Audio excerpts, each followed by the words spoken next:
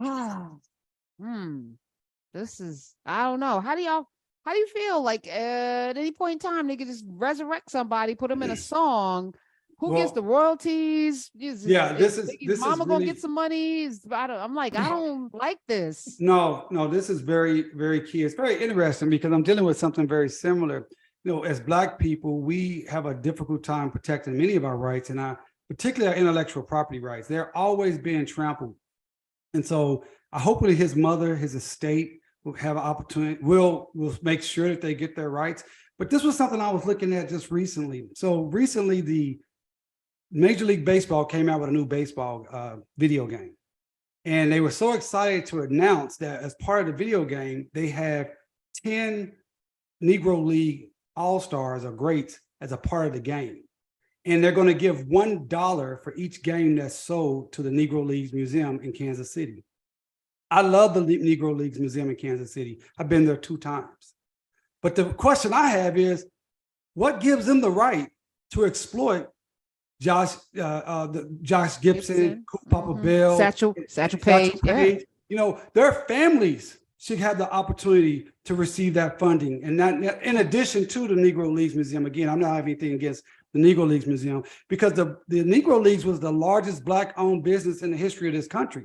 And it was run out of business because of, once again, integration. And so now all these businesses and these ball players that built up Major League Negro Leagues, now they were destroyed by the Major League Baseball. Now Major League Baseball is going to make money off their name and likeness, and what money is going back to those families. So that's a big issue that Black people have to really make sure we're getting out in front of. I'm dealing with that here with a Tulsa race massacre victim. Dr. A.C. Jackson was murdered, shot with his hands up in the air. He was the most prominent African-American doctor in the history, of the country at the time. And he was shot with his hands up and he bled 6 hours. Now, 100 years later, you had the powers that be utilizing Dr. A.C. Jackson's name, image, and likeness, and to help raise $30 million.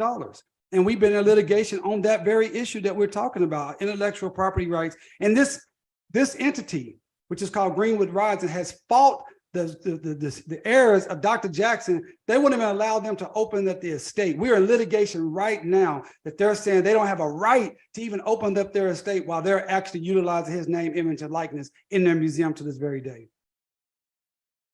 That sounds ridiculous. I'm sorry, Rene. That's correct. Make it make sense.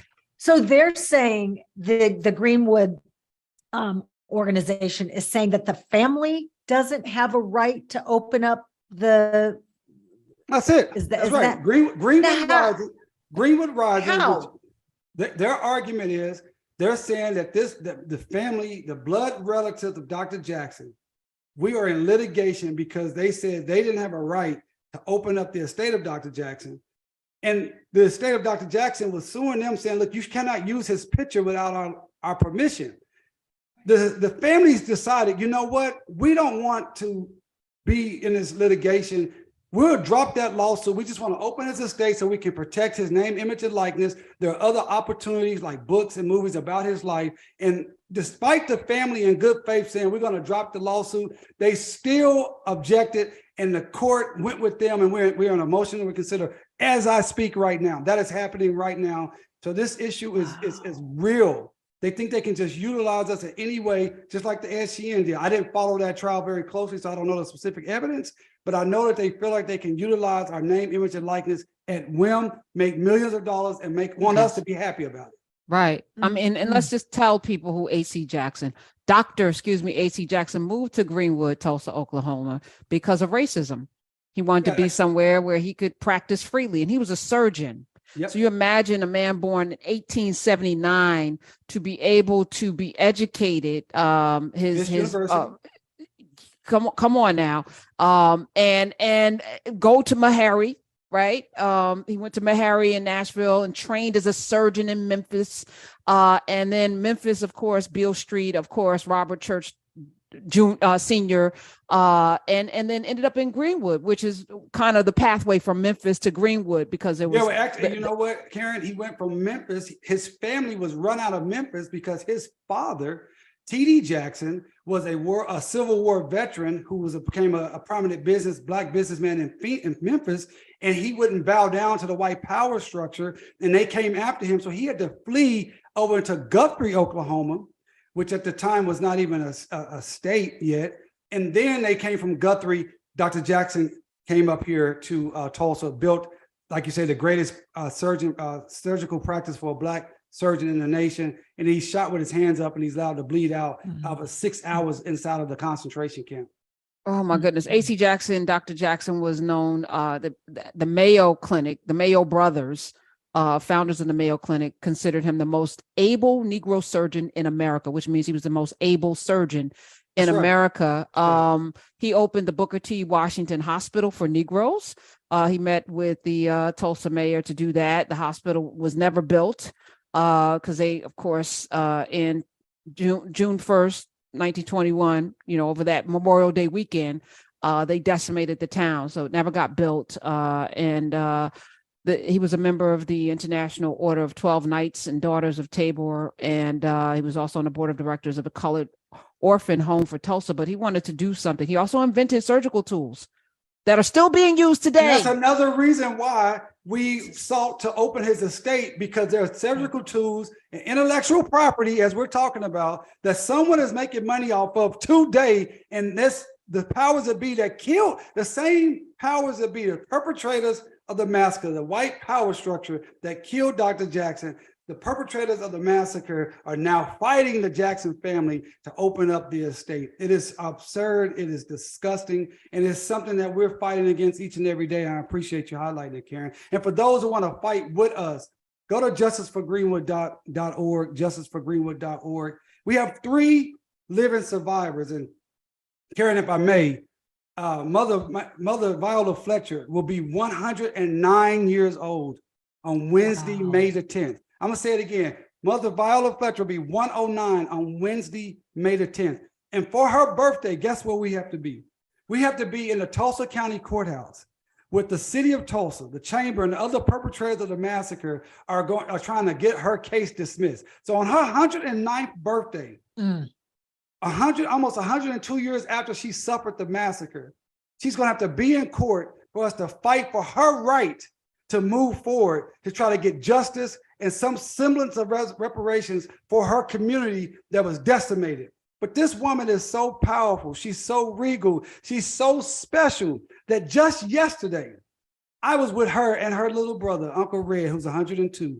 Her little brother. Her little brother, Uncle Red, 102. I was with them yesterday in Washington, D.C., where we met with the Department of Justice as we urged them to open up the first ever criminal investigation into the Tulsa Race Massacre, pursuant to the Emmett Till Act of 2007, reauthorized in 2016 into cold cases. This is the first time after almost 2 years, and Karen, you know this, after almost 2 years of advocacy, we finally got an opportunity to have a meeting with the investigative team to meet and discuss and interview my clients. And so we're urging the Department of Justice to do the right thing, to open up the first ever criminal investigation into the massacre. We're urging the Biden administration. Joe Biden came down to Tulsa during the centennial. He met with my clients. I was there when he told my clients, I'm going to do everything we can to get you justice. My clients said, we want justice for our community. And that includes an investigation. We want to know who the perpetrators were. We want to know more about the massacre. Right now, we only know about 5 or 10%. Because all the records have been hidden. And so on one end, we got the court system holding us up. And on the other end, we got the federal government holding us up. We hope on May 10th, we move forward on the court system. And we hope with the help of you, Karen and Rene, and these amazing listeners that you have, telling Christian Clark, who is the Assistant Attorney General for Civil Rights, urging her to use her power to do the right thing and open up an investigation into the Tulsa Race Massacre. Well, we're here. I mean, so who do we at? Yeah. Is it we at? Come on, tell us who we who you need to Where do we go? contact? Where do we go, Damario? Yeah, absolutely. Well, first of all, go to justiceforgreenwood.org. That's number 1. Get on our mailing list, make a donation, because this is not free or easy. Number 2, contact Christian Clark. Christian Clark is the assistant. Is it Kristen? Yes, Clark, okay. Clarke. Okay. And she's a good sister that was before she became in this position, she was the president of the Lawyers Committee on Civil Rights. So she has a civil rights background. But you know, anytime someone gets in government, they need us to push them. Like what President Lyndon B. Johnson told Dr. King, hey, push me, make me do it. Because she's fighting against a lot of policies and procedures and backlash in that office, in this department. So we need to help her, help us.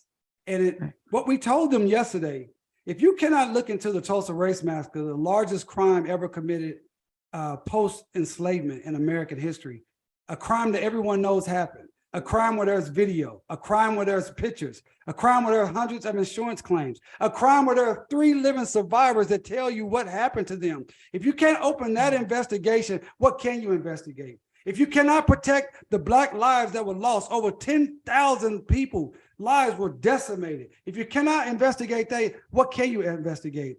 Don't tell me why you can't do it. Find a way to make it happen. Use the law. One thing they want to say is, well, we don't know if we can prosecute anyone. The law's primary purpose is to investigate cold cases committed between 1920 and 1970, civil rights abuses. When was the 1921 race massacre? 1921. Who was being abused? Black people. We meet the criteria, plain and simple. Yeah.